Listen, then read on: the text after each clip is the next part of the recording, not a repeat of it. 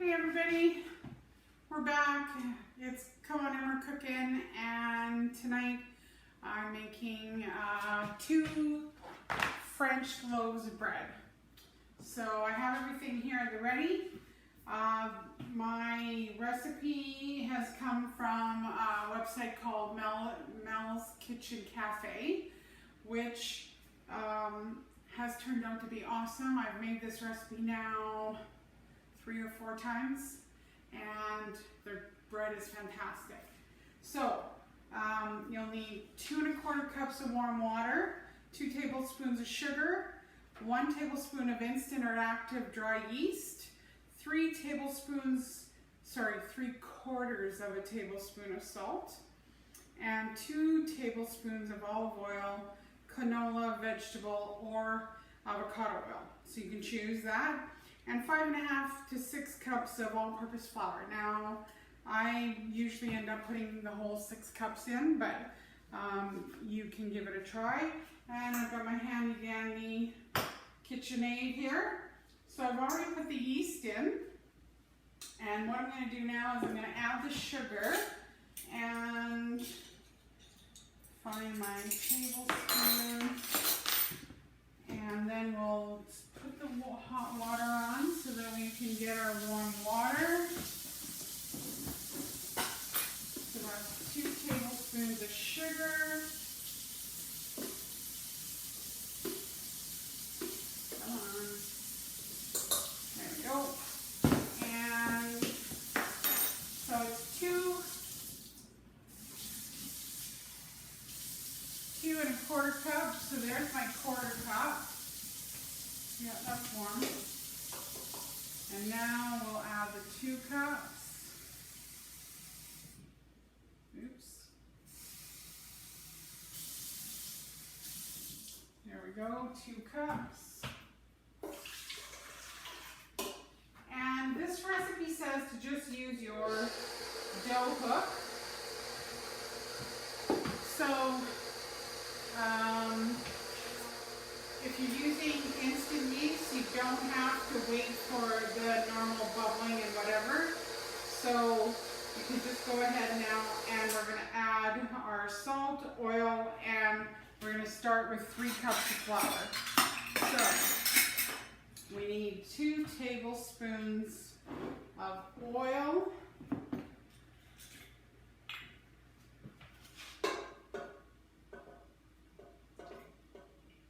As I say, this recipe has been fantastic for me, and absolutely love it. Shout out though to my friend Yemi and her boys, who also love it. And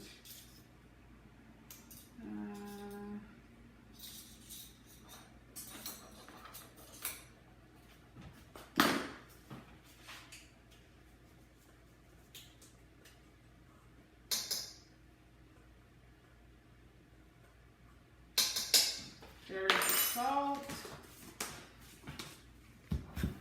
And now we're going to add our 3 cups of flour. So again, it's good to be very precise with your baking. If you're new to baking, it's always best to measure it bang on. You don't want to add more flour because then it could change the whole recipe. So that's 2 rather. And we have 3. So we'll just set that aside for now because we'll be needing to add this, and we're gonna, so this is gonna make some noise, so hopefully you can still hear me. And get this combined.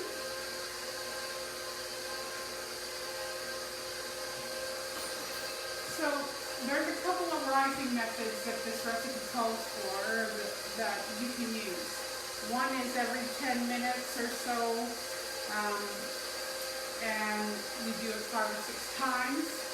I just prefer the second second method, which is oiling your bowl with just a tad of oil and making sure your dough is covered with some of the oil.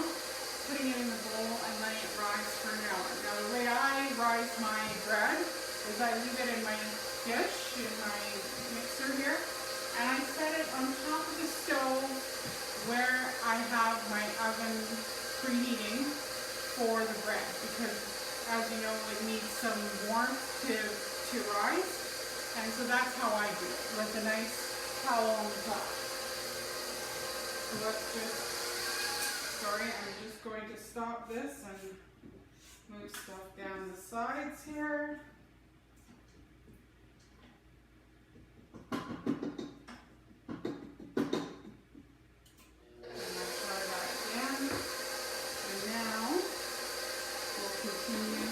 By adding 2 more cups of flour.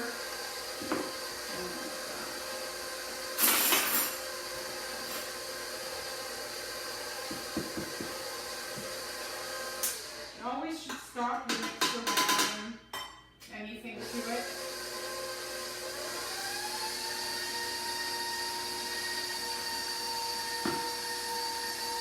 Otherwise it will go all over the place.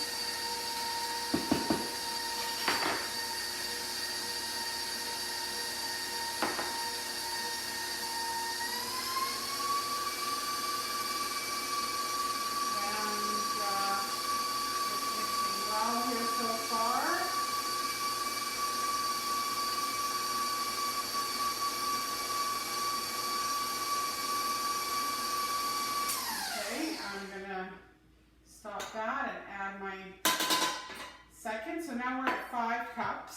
So what I'm going to do is I'm going to grab my half a cup measure and I'll put the other half cup in, and then we'll see what we need to do. But as I say, I usually need to add the other half cup. So we'll slowly blend it so that we don't get flour all over the place. All combined. So what I found with the last time that I made this, as I said earlier, I usually let it rise about an hour on the stove top. And so what happened is, anyways, stuff got messed up as far as my timing, and so it ended up rising in the dish for an extra 20 minutes or so, which brought it to about an inch and a half from the top of the bowl. And that bread was so light to roll and so light after it was baked. I believe I'm going to let it rise about an hour and 20 to 30 minutes again before I split it up and bake it. Which, of course, before I do that, it will need to rise again another. Okay, so I can't show this to you because my camera isn't easily removable, but it's still pretty sticky. So I'm going to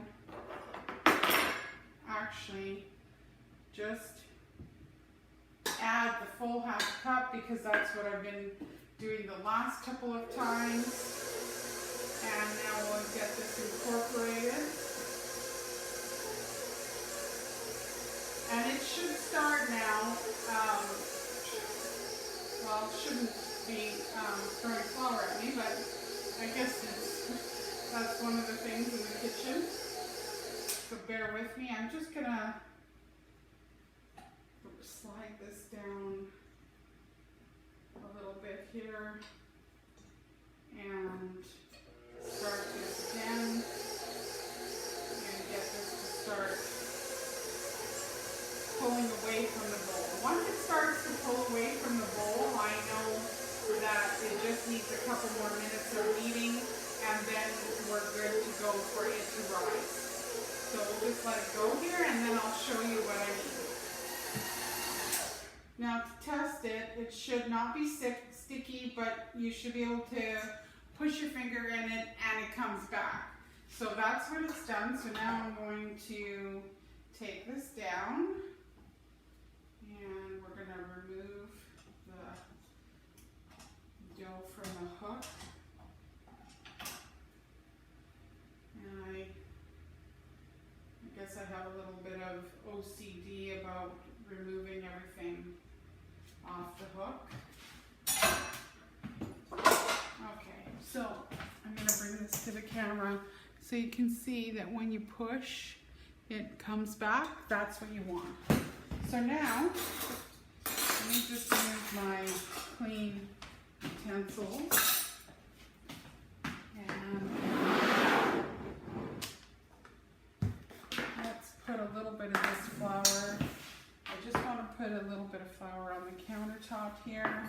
And we're going to just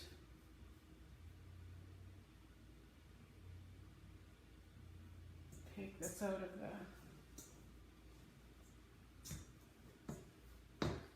bowl.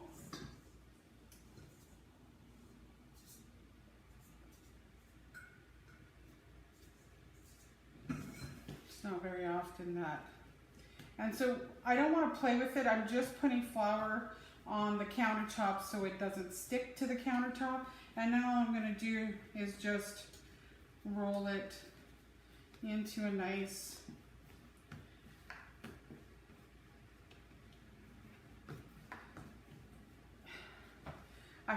what I'm going to do one day is I'm going to make this this actual dough, and then rather than make French bread, I want to try it for pizza dough. I would like to actually use it for buns or maybe little mini loaves. So just about a tablespoon or so of oil, and I'm just going to put this in and twirl it around here.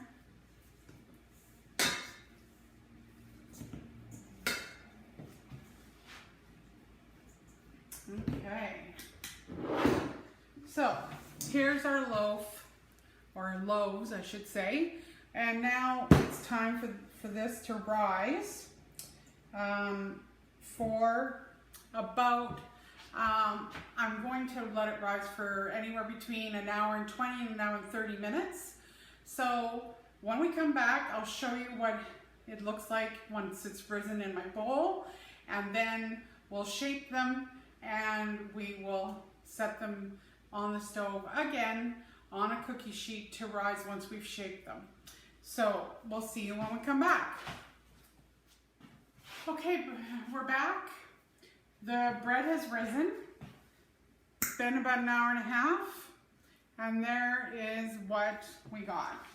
So now what we're going to do is, oh, I forgot one thing that's quite important in my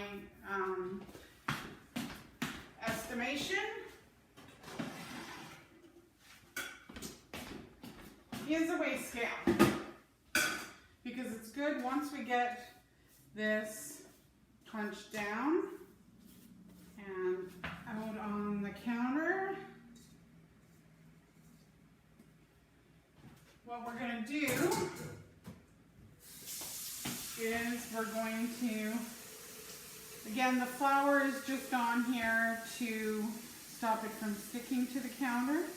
And now what I'm going to do is I'm going to just roll it into a nice ball and put it on my weigh scale. So the reason I do that is because I really would like to make sure that the loaves, because I'm making 2 loaves, the loaves are cut in, like I split the loaf evenly, so that they both cook. Now let me look at that one more time. So this is just over 3 pounds, 3.5 pounds, not quite 3.5 pounds. So what I'm going to do is I'm going to cut it up so that I have two 1.5 pound loaves. And let me just turn my water off. Okay, and let me just,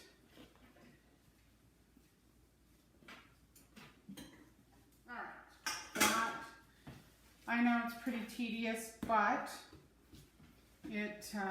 it makes a difference because if they weigh the same, you're going to get an even rise out of them, and you'll also get even cooking. Otherwise, so what I would suggest is if you're going to make buns and that kind of thing, you'd be be best to weigh them out to make sure that you have buns that are, again, I'm just twisting it inside itself so that it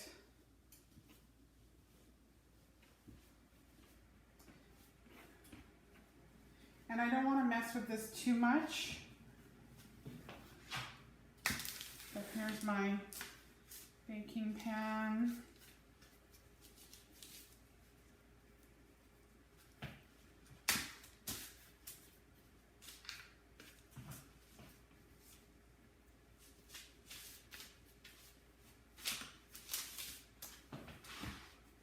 Sorry, it's one of those things that sometimes you just have to keep messing with it to get what you want.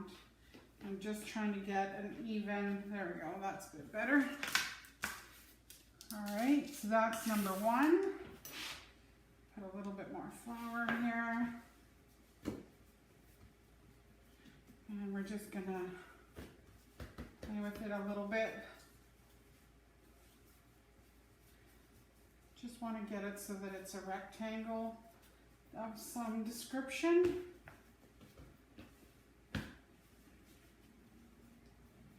And you just start turning it because you want to make sure any air bubbles you get out of bread.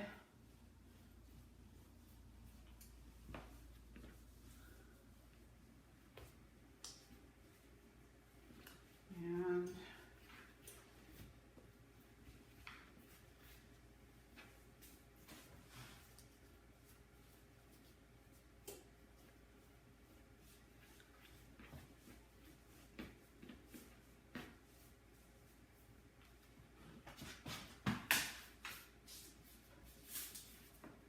all right.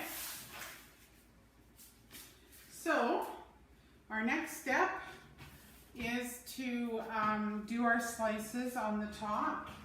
Let me just clean this up here so that I can. So I bought what's called a baker's lane, which is just a fancy thing for cutting the top of the French bread. And one of the things is that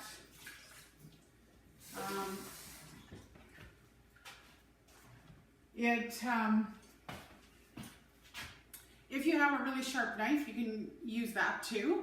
The other thing is I tried cutting this after it had risen, and I didn't like the results. So the next time I did it, I did it before it rises, or like before the second rise.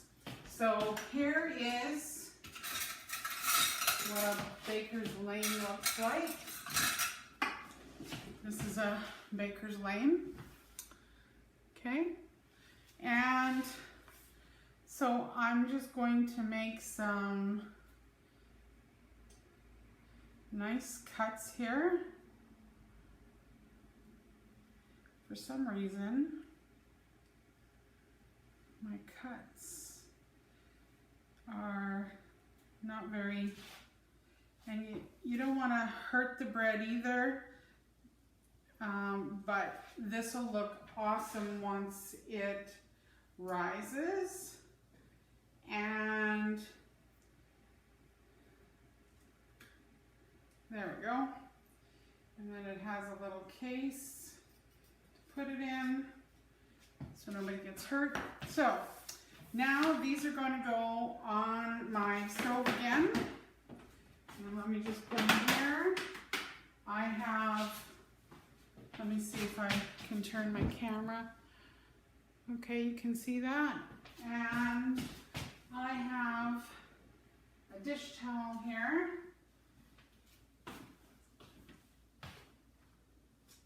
That's big enough to cover both. And now they're gonna rise for another hour and then we'll bake them. And so yes, I'll piece this video together. So I'll see you again in about an hour. All right, take care. Hey everybody, we're back again and my camera's a bit crooked. Sorry about that. Okay, so you can see the bread behind me. I'll bring them a little closer, but it's been an hour. And this is what they look like.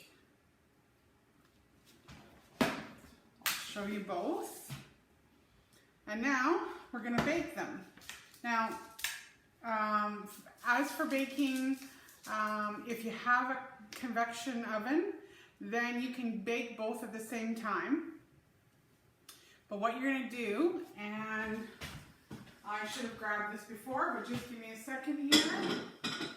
I use these two little baking dishes here, and I'm going to fill them with ice cubes. So bear with me here while I grab some ice cubes.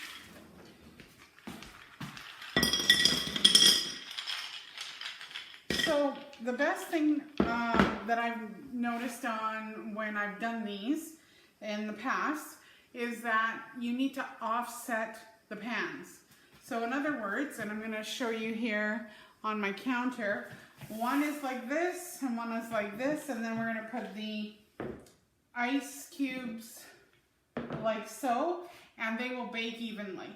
So I will put these in the oven and I will come back to you in about 25-30 minutes when they are done and show you the finished product. All right, we'll see you again in a bit. Okay, everybody, we're back and they are out of the oven. Let me just bring this stuff a little closer. Oops.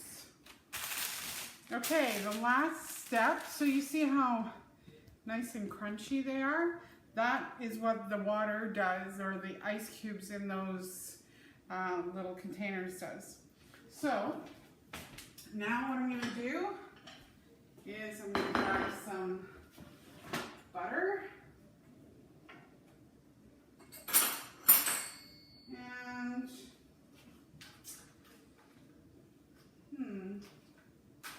oh, I know what I used the last time I did this. I just used a little spatula and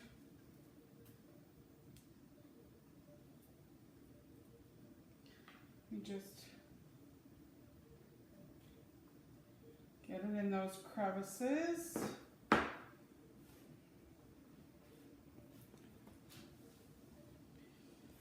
And yeah, this is fantastic. And that's it. That's all there is to do. And I'm just going to grab a little bit more butter here. Making sure that I've buttered it. So tomorrow morning, I'm going to use this freshly made bread. And I'm going to be making French toast. So I will record that for you all. And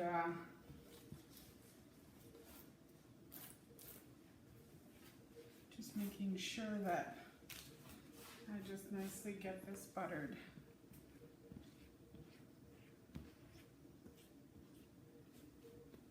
Okay, so there you go. French loaf. And I will, because it's just out of the oven, I can't really show you slicing it up, but what I will do is I'll record this tomorrow morning as I'm slicing it, just so that you can see the inside, and yeah, we'll go from there. All right, everybody, come on in. We're cooking. See you next time. Wonder what we're gonna do next. Hi, everybody. Just so you see, there it is, nice and spongy and so good. Talk to you later.